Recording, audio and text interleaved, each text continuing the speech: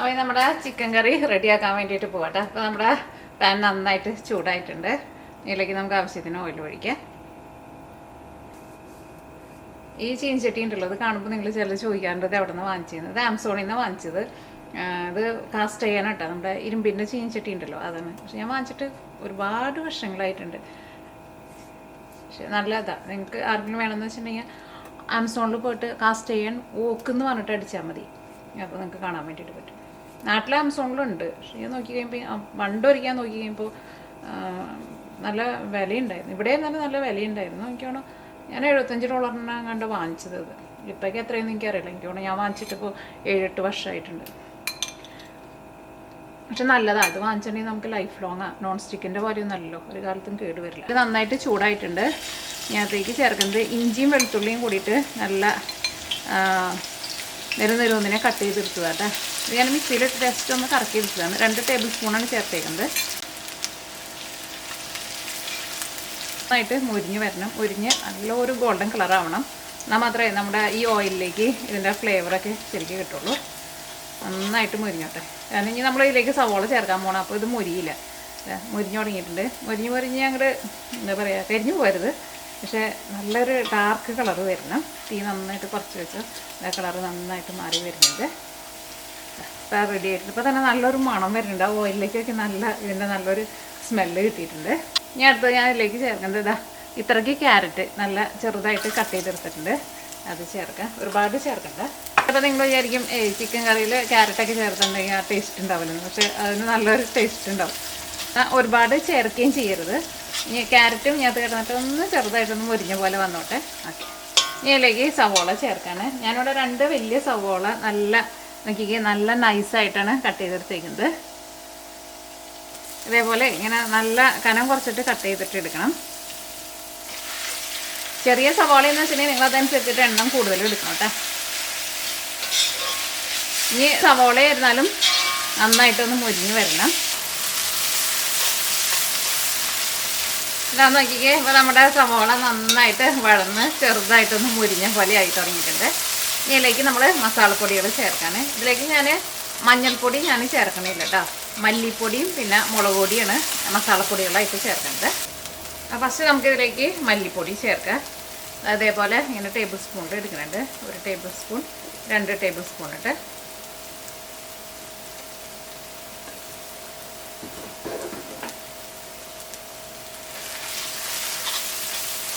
ഈ മല്ലിപ്പൊടി ഇതിനകത്ത് കിടന്നിട്ട് നന്നായിട്ട് മുരിയട്ടെ. ഞാനടുത്ത് ഇതിലേക്ക് ചേർക്കുന്നത് മുളക് പൊടിയാണ് ചേർക്കുന്നത്. ഞാൻ ഇതിലേക്ക് കാശ്മീരി മുളക് പൊടിയാണ് ചേർക്കുന്നത്. അല്ലെങ്കിൽ സാധാരണ മുളക് പൊടിയാണ്, നിങ്ങളുടെ എരിവിനനുസരിച്ചിട്ട് ചേർക്കാം. അതിനിപ്പോൾ അധികം എരിവില്ല. അപ്പം ഞാനിതിലേക്ക് ഒരു 1.5 ടേബിൾ സ്പൂൺ, ഞാനിതിലേക്ക് ഒരു 1.25 ടേബിൾ സ്പൂൺ കാശ്മീരി മുളക് പൊടി ചേർത്തിട്ടുണ്ട്. അങ്ങനെ മുളക് പൊടി നിങ്ങളുടെ എരിവിനനുസരിച്ചിട്ട് ചേർക്കണം. കാരണം ചില മുളക് പൊടിക്കൊക്കെ ഭയങ്കര എരിവായിരിക്കും. ഞാൻ അടുത്തത് ചേർക്കുന്നത് തക്കാളിയാണ് ചേർക്കുന്നത്. ഞാൻ ഇതിലേക്ക് 2 വലിയ തക്കാളി ഒന്നല്ലെങ്കിൽ ചെറുതായിട്ട് കട്ട് ചെയ്തിട്ട് ചേർക്കാം.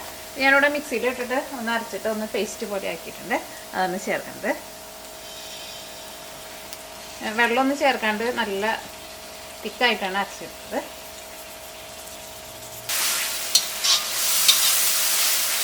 ഈ നന്നായിട്ട് കുറച്ച് വയ്ക്കട്ടെ. ഇനി ഇതിലേക്ക് ഞാനിവിടെ സോയാ സോസ് ചേർക്കുന്നുണ്ട്. സോയാ സോസ് ഉണ്ടല്ലോ, നല്ല ഡാർക്കായിട്ടുള്ള സോയാ സോസാണ് ചേർക്കുന്നത്. അത് 2 ടേബിൾ സ്പൂണാട്ടോ ചേർക്കുന്നത്. അതിൽ കൂടുതലൊട്ടും ചേർക്കരുത്. 1 2 നമുക്ക് ലൈറ്റായിട്ടുള്ളതും കിട്ടും, ഡാർക്കായിട്ടുള്ളതും കിട്ടും. ഇതിലേക്ക് നമുക്ക് ആവശ്യത്തിന് ഉപ്പ് ചേർക്കാം. ഇപ്പൊക്കെ നമുക്കൊരു ഏകദേശം അളവിൽ ഉപ്പ് ചേർക്കാം. അത് കഴിഞ്ഞിട്ട് പിന്നെ വേണമെന്ന് വെച്ചിട്ടുണ്ടെങ്കിൽ അതനുസരിച്ചിട്ട് ചേർക്കാം.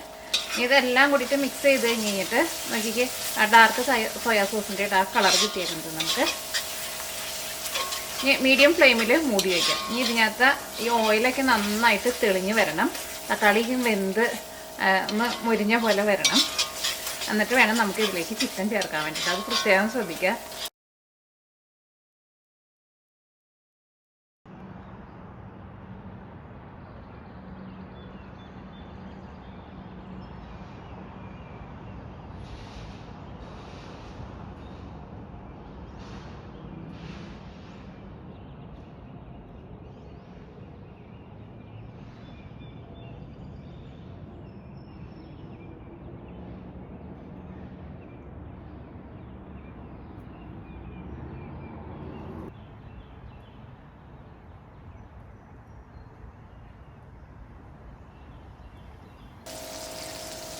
തുറക്കുമ്പോൾ തന്നെ ഉണ്ടല്ലോ നല്ലൊരു മണം വരുന്നുണ്ട്.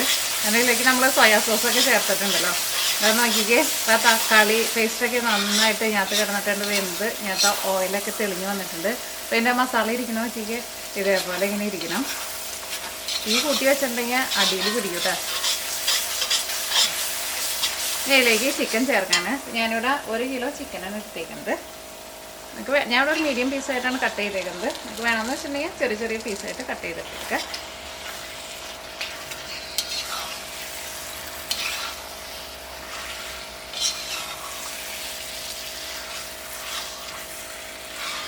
അല്ല മസാല നോക്കിക്ക് നമ്മുടെ ചിക്കൻ്റെ പീസുമ്പോൾ നോക്കിക്ക് നന്നായിട്ട് ഇങ്ങനെ പിടിച്ചിരിക്കുന്നുണ്ട്. അതേപോലെ ആ മസാല നന്നായിട്ട് ഇങ്ങനെ മുരിഞ്ഞ് വരണം.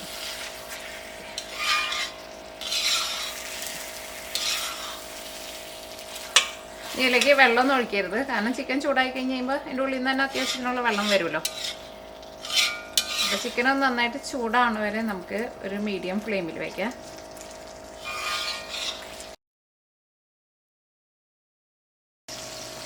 അപ്പോൾ നമുക്ക് ഇടയ്ക്കൊന്ന് ഇളക്കിയിട്ട് കൊടുക്കാം. നമ്മൾ നോക്കിക്ക് ഇപ്പോൾ ചിക്കൻ്റെ ഉള്ളിൽ നിന്ന് അത്യാവശ്യം ആ വെള്ളമൊക്കെ ചിക്കൻ്റെ ജ്യൂസൊക്കെ ഒന്ന് പുറത്തേക്ക് വന്നിട്ടുണ്ട്.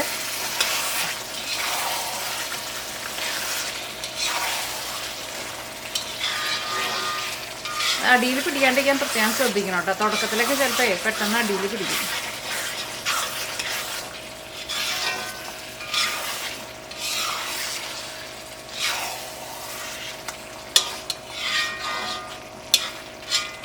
നമുക്കൊരു മീഡിയം ഫ്ലെയിമിൽ വെച്ചിട്ട് മൂടി വയ്ക്കാം.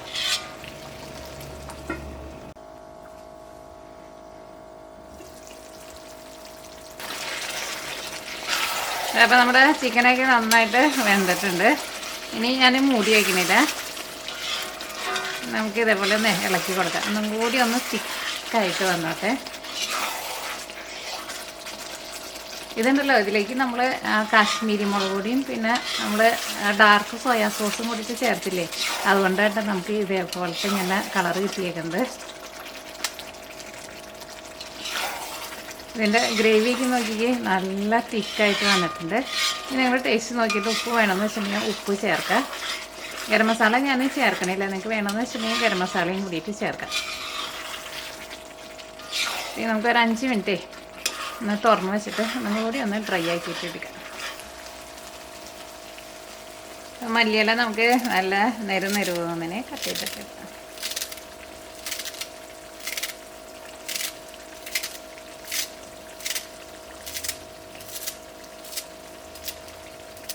കുറച്ച് നന്നായിട്ട് മല്ലിയില ചേർത്തോട്ടെ.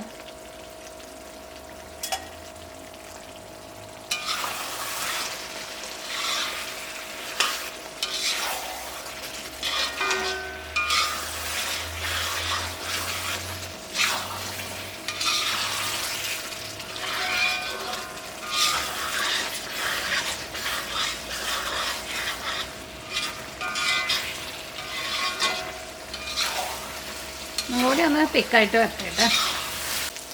ഇനി ലാസ്റ്റ് ഇതിലേക്ക് ഞാനിവിടെ കുറച്ച് പഞ്ചസാരയും കൂടിയിട്ട് ചേർക്കുന്നുണ്ട്. അതിന് ഇതിലേക്ക് നമ്മൾ ആ സോയാ സോസൊക്കെ ചേർത്തിട്ടുണ്ടല്ലോ, അപ്പോൾ അതിന് ചെറിയൊരു പുളി അതൊക്കെ ഉണ്ടാവില്ല, പിന്നെ എരിവും എല്ലാം കൂടിയിട്ടൊന്ന് ബാലൻസ് ചെയ്യാൻ വേണ്ടിയിട്ട് ഒരുപാട് ചേർക്കണ്ട, കുറച്ച് ഒന്ന് വയ്ക്കുക. അതിൻ്റെ ഗ്രേവിയൊക്കെ നല്ല തിക്കായിട്ട് വന്നിട്ടുണ്ട്. ചപ്പാത്തിയുടെ കൂടെ കഴിക്കാൻ വേണ്ടിയിട്ട് നല്ല സൂപ്പർ ടേസ്റ്റായിട്ടത്. അല്ലെങ്കിൽ ഫ്രൈഡ് റൈസിൻ്റെ കൂടെ കഴിക്കുക, വൈറ്റ് റൈസിൻ്റെ കൂടെ കഴിക്കുക, ഗീ റൈസിൻ്റെ കൂടെ കഴിക്കുക, പിന്നെ സാധാരണ നമ്മുടെ ചോറിൻ്റെ കൂടെ കഴിക്കുക. ഇപ്പോൾ ചപ്പാത്തിയുടെ കൂടെ കഴിക്കാനായിരിക്കും നല്ല ടേസ്റ്റ് ഉണ്ടാവും അത്.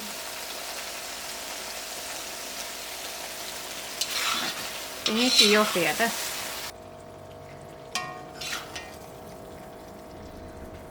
അതിൻ്റെ ആ മസാല നോക്കിക്ക് നല്ല തിക്കായിട്ടിരിക്കണം മസാലേനെ. ചിക്കനിലേക്ക് ആയിരുന്നാലും നമ്മുടെ ഓരോ ചിക്കൻ പീസുമേ നന്നായിട്ട് അതിൻ്റെ ആ മസാല ശരിക്കും നന്നായിട്ട് പിടിച്ചിട്ടുണ്ട്.